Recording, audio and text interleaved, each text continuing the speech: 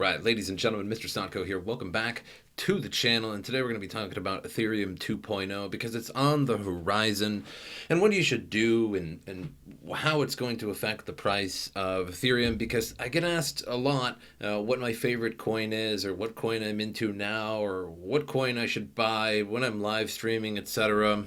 And while I usually don't talk about altcoins and how much something is going to make you, because nobody knows that in the crypto world, I always like to say Ethereum is a super good bet on something to invest in. And while it may be true that Ethereum tokens, as they come along, sometimes hypey tokens or new stuff, this, that, or the other thing, goes up, more significantly than Ethereum itself does, a lot of times you might get into those tokens a little too late and everybody's already in the process of selling them or something like that. Whereas Ethereum, holding Ethereum itself, is great because it's always just going to go up in value and then sometimes back down, but in a pretty predictable way. And it's going to go up whenever there's any kind of hype phase or anything like that. Another thing, too, is when something like DeFi comes along, or CryptoKitties or ICOs or whatever happens to be the next cool thing in Ethereum smart contracts, that Ethereum gas gets taken up and then people have to go out and buy little bits of Ethereum to power their wallets and send their tokens around. So Ethereum 2.0, we'll read the definition. It's essentially the new Ethereum. It's going to have proof of stake blockchain, introduce sharding and things like that.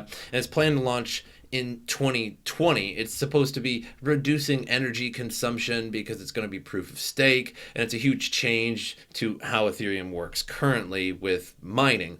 And current mining with Ethereum is in a little bit of trouble for quite a bit of miners. So with shard chains and things like that, we'll be able to have a lot more transaction rate on Ethereum, and then apps that could never be developed beforehand because of the long waiting periods, or just simply there's not enough information can travel through them, can actually be. So we'll see this huge explosion, in different waves as people figure things out. Of course, like when DeFi comes out, then everybody else copies it, and that'll be sort of everything for the future as well. I mean, something good will come along, and then everything else pops up. I mean, that's the same thing with movies, like some kind of super popular horror movie will come out, and then a B-grade version of the same thing will come out a month later, sort of thing.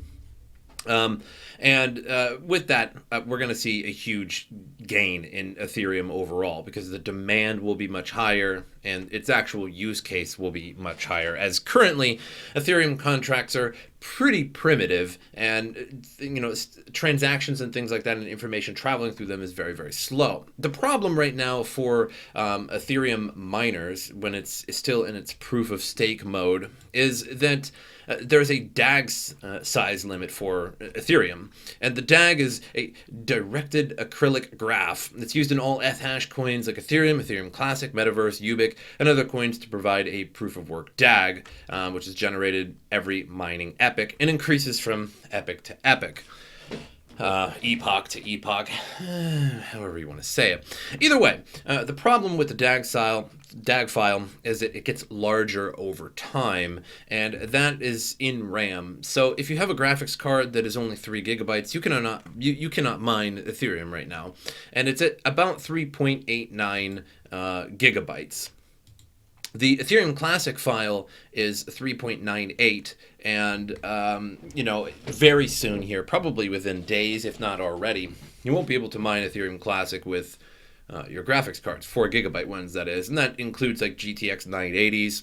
Another big thing about that is that a lot of people have big mining farms, and they have graphics cards that are only 4 gigabytes, because that was the very cheap era when mining was huge. They created a lot of graphics cards that didn't have any kind of monitor ports, USB, HDMI, anything, whatever. I don't know why USB would be on there. HDMI, etc. There's no ports whatsoever. You just put them on a motherboard and let them go.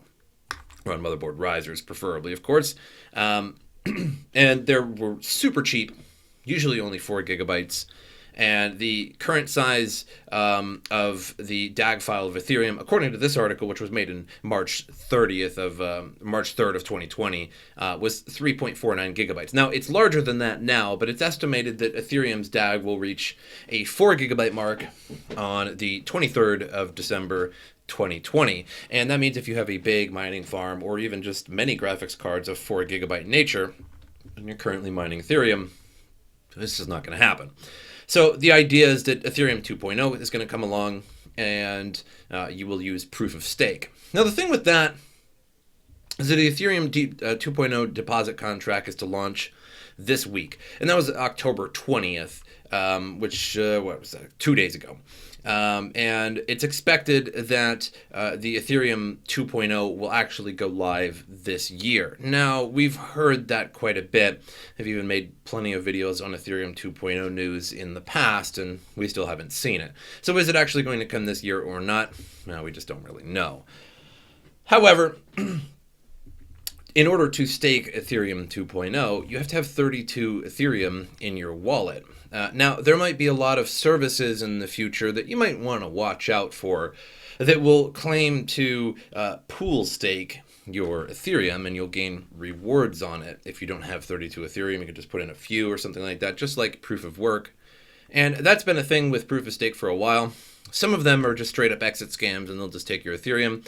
Many exchanges will probably reward you for holding Ethereum on their exchanges, maybe like Coinbase, Binance, etc. I'm not really sure. But likely you're not going to get what you really should be getting. Of course, they're going to take their fair share. So with 32 Ethereum, that's quite a bit of Ethereum. That's a lot of money, some well over like $12,000, maybe $15,000 in Ethereum, somewhere around there, depending on the price. And so 32 Ethereum is quite a bit. And here's the thing with proof of stake versus proof of work.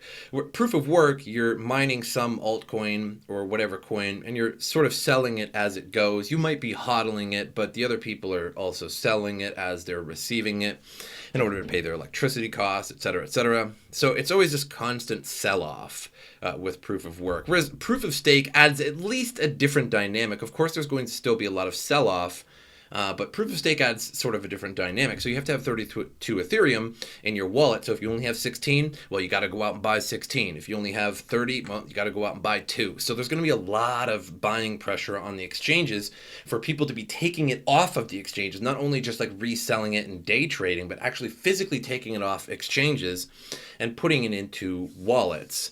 And that's going to create a lot of buy pressure, and exchanges are going to lose a lot of Ethereum in the process. And that's going to create even more demand and even higher sell orders, etc. And the price is going to rise pretty quickly. Now, what is the price going to get to? Could be $400, could be $500. But either way, there's definitely going to be a buying pressure on Ethereum when Ethereum 2.0 comes out, when staking actually goes live. So there's going to be a lot of people trying to get it. And that other dynamic that proof of stake offers is essentially a new form of hodling. And of course, proof of stake has been around for a while. So when you're staking, you have your minimum amount, 32 Ethereum, and every so often you're getting some fraction of Ethereum, whether you're getting the whole block or you're just getting fractions of it in pool, staking, but you're going to be getting Ethereum. And in order to stay at least competitive with your competing stakers out there in the world, you would want to keep those staking rewards in the wallet, and not only be keeping those new staking rewards in the wallet and off of an exchange and not selling them, because the more that you're selling, the less that you're staking and the less likely you're going to be finding staking rewards. So there's quite a bit of buying pressure, and there's quite a bit of incentive to actually continue hodling your Ethereum in your wallet so that you stay competitive. And you also have an incentive to be adding more Ethereum to your wallet, so you're gaining more of a fraction of Ethereum, or you're gaining more rewards overall frequently. And so that's really the goal of any Ethereum, that should be of any Ethereum buyer, hodler, in this soon to be Ethereum 2.0 world. You're going to be wanting to be staking 32 Ethereum. Anybody that doesn't have 32 Ethereum is probably going to be rushing out to get some amount of Ethereum to make that minimum amount. And also people hodling it so that they can continue to get rewards and at least remain competitive. So the whole mining phase of Ethereum is soon to be an end when Ethereum 2.0 comes out.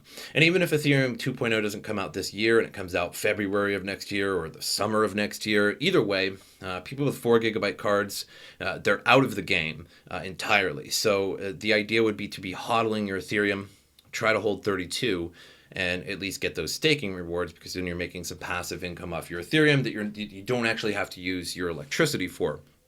So, when it comes to that, that's my answer. When somebody asks, I think of course Bitcoin, but Ethereum 2.0 is gonna be a big thing. By holding on to it, we're gonna see a lot of demand. We're gonna see a lot of people physically, because right now with exchanges, there's so much Ethereum on exchanges. It takes a tremendous amount of buying pressure to be raising the price. Some kind of bull run, some kind of hype, some kind of PayPal is accepting Bitcoin, some kind of this, that, or the other thing, or the stock market rising now that it's all seemingly correlated, that sort of thing. And that's going to be a new hype phase with Ethereum, and that there's so much Ethereum on exchanges. Most people are either bots or just day traders, and they're putting it on there. They're selling, and then they're rebuying, and they're reselling, and rebuying and reselling. So it's not really affecting anything because they're just buying and selling and flipping it back and forth. Whereas Ethereum 2.0 will require you to be taking it off an exchange, putting it on a wallet, and removing it from the equation to be bought and sold back and forth on the exchange to begin with. So there's definitely going to be a rise in price, and of course there will be a fall in price and a rise and a fall, et cetera, the way it always is, as the market sort of shifts from people going, oh, it's going up, and people buying in, et cetera. And then when it sort of stops going up, people start to get scared and they don't want to buy in anymore, and then somebody starts to sell, and then everybody else starts to sell. So that's not really going to change, but there definitely will be a price increase. I'm pretty confident of that, just because of the amount of people that are, of course, always going to FOMO in late too. That's just the usual humanity, is that instead of people getting 32 Ethereum now, it's going to come out, and then everybody's going to hear about it on the forums, Reddits, and YouTube and shit like that. And of course, people are going to immediately go out and then start buying Ethereum when it's already too late. But moving on to different news, interesting news. Grayscale adds a cool 300 million in a day and 1 billion this week. So Grayscale buying up that crypto something fierce. And again, I'm not too big of a fan of the institutions buying cryptocurrency, because I think it's the antithesis of cryptocurrency itself. But whatever's good for the price and whatever's good for adoption, I suppose. So crypto fund manager Grayscale Investments has increased its assets under management, the AUM, by 1 billion in the space of a week. According to an update posted on Grayscale's Twitter account, the investment firm currently has 7.3 billion in assets under management. That's $1 billion increase on the 6.3 billion AUM Grayscale reported on October 15th. So $1 billion in a week. God, I wish. Grayscale reported its Litecoin had increased by the previous day by more than 7.5%. Zcash increased by more than 6%. I don't even know why they're buying Zcash. That's really strange. Or Ethereum Classic, since it gets 51% attacked all the time. Seems like a very untrustworthy asset at the moment. Not that I don't like Ethereum Classic, but Zen, Stellar Lumens, et cetera.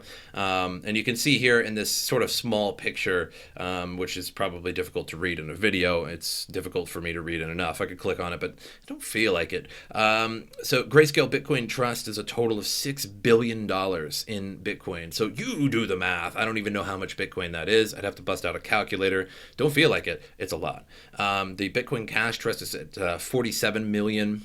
Ethereum is at nearly $1 billion at 942 million. Ethereum Classic is at 69 million. Why would you buy that much Ethereum Classic? It's 51% attack all the time. To each his own.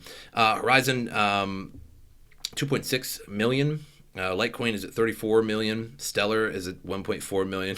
Poor Stellar. XRP at 8.2 million. Zcash at 11.6 million. So a lot of cryptocurrency. Easily the biggest holders of cryptocurrency almost in the world at this point. Almost more than various exchanges are holding Bitcoin. So huge buying pressure with Bitcoin and cryptocurrencies right now. The institutions have arrived. I mean, we've essentially been, especially like, news outlets or people like me, like on YouTube making news and stuff like that. We've been talking about the institutions are coming. The British are coming for a long time. And it turns out everybody looks around and it's just sort of a cry wolf thing, where it's just like, regulators are just kind of, taking their time. It's really coming. The only thing we don't have right now is the like Bitcoin ETF, which who knows what that would do either. But, and it's sort of consistently keeping Bitcoin up. Considering these people have so much money, if Bitcoin really dipped to 9,000 or something like that, and at this point I feel like there would be just so much buying pressure from these big institutions that it's just going to push it right back up. So that could be a good thing, could be a bad thing too, because it's hard to get into at a very low price now. But we're seeing higher lows. I fixed it. I know I fixed it. Higher lows every year. So, turning out to be a pretty good investment over time. But that's all I have for you guys. Make sure you like, subscribe to the channel, all that good stuff. My social media down in the description below. But as usual, I'll see you guys next time.